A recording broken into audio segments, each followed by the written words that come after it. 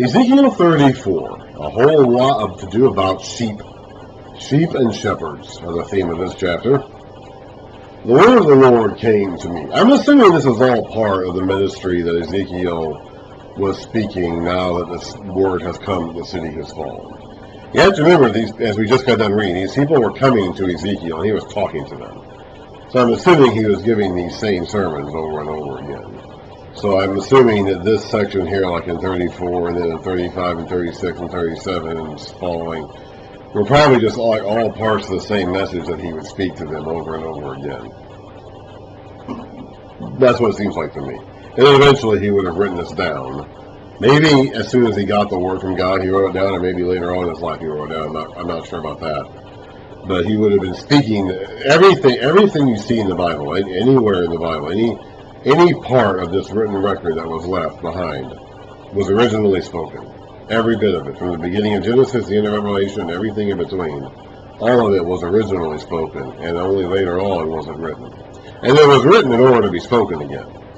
Like I said so many times before, the written word that we do have, which is a record of what was spoken to begin with, was meant to be read out loud again. So it was always spoken before it was written, and when it was written to be spoken.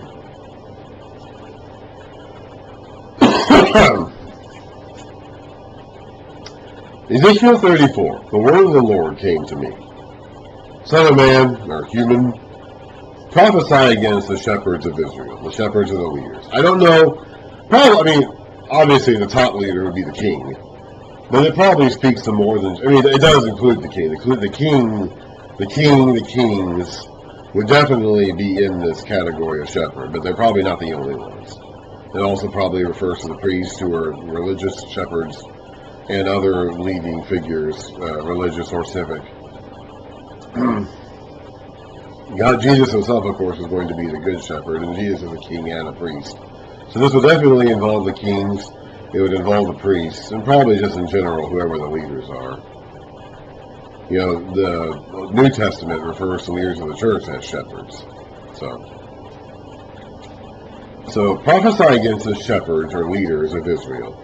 Prophesy and say to them, this is what the sovereign Lord says. Woe to the shepherds of Israel who only take care of themselves. Should not shepherds take care of the flock?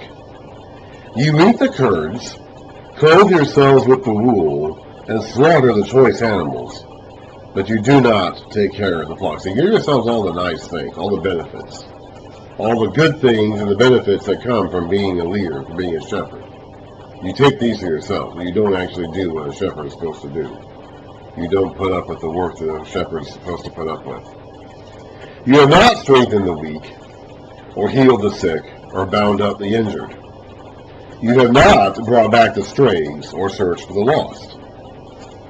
You have ruled them harshly and brutally. So they were scattered because there was no shepherd. And when they were scattered, they became food for all the wild animals. My sheep wandered over all the mountains and on every high hill. They were scattered over the whole earth, and no one searched or looked for them.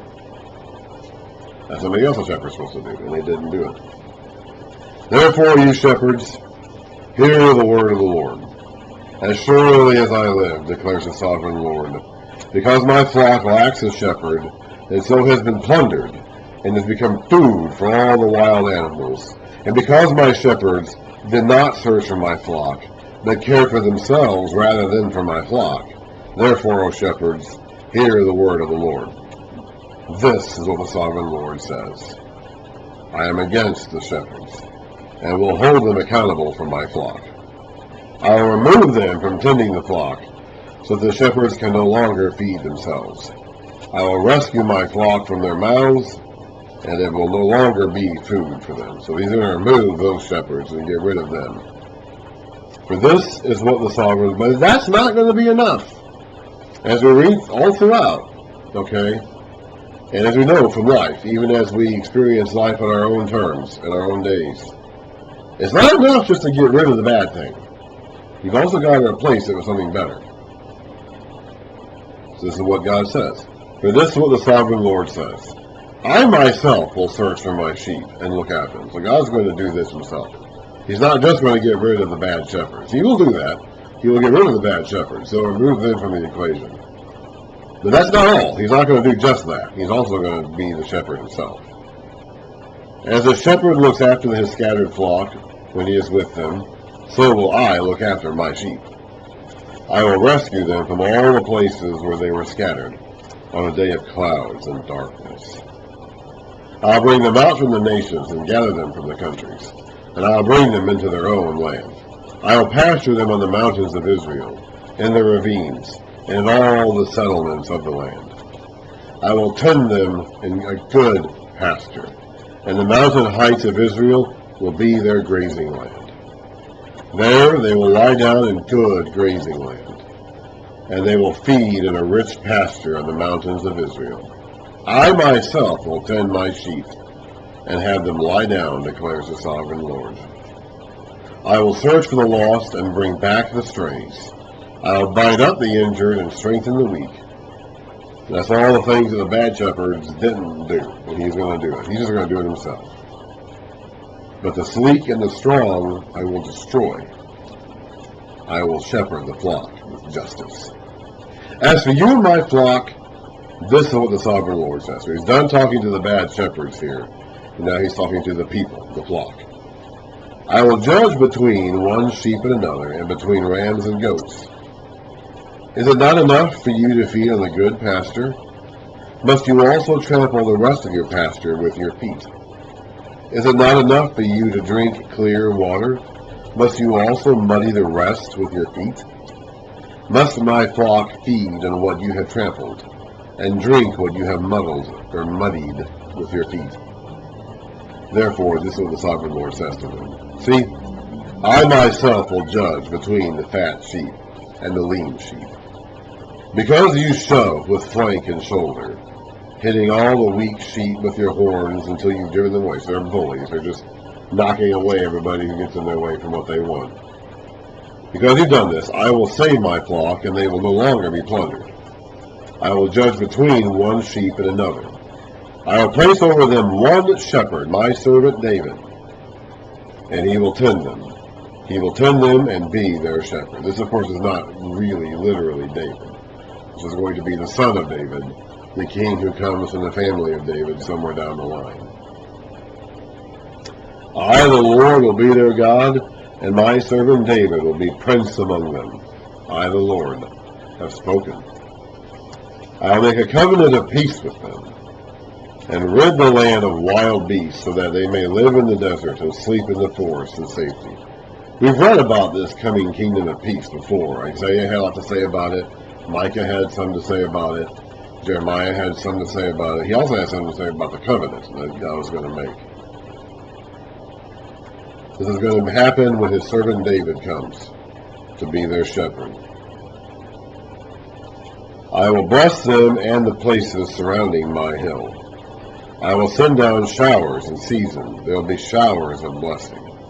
The trees of the field, now remember, this is an agricultural society that was very dependent on the regular rainfall that came through in the rainy season. If they didn't have that, they had problems.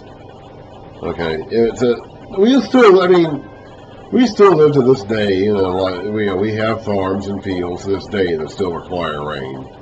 We're not as dependent on the regular rainfall like they were back then, though.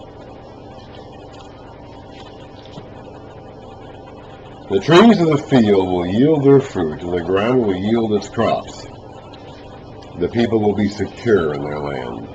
They will know that I am the Lord, when I break the bars of their yoke and rescue them from the hands of those who enslave them. So they have had the bars of the chains, the yoke of slavery locked on their necks again.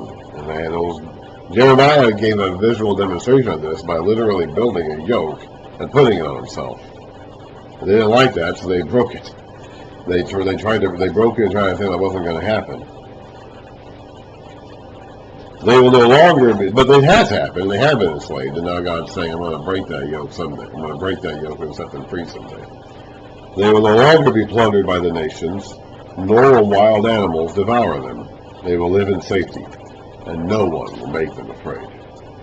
I will provide for them a land renowned for its crops, and they will no longer be victims of famine in the land or bear the scorn of the nations.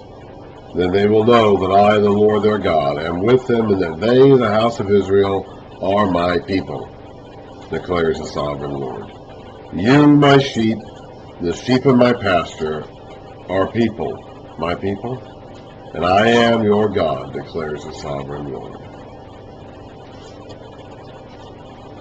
I'm going to go ahead and make a new video because the next two chapters go together, so I want to make them their own video.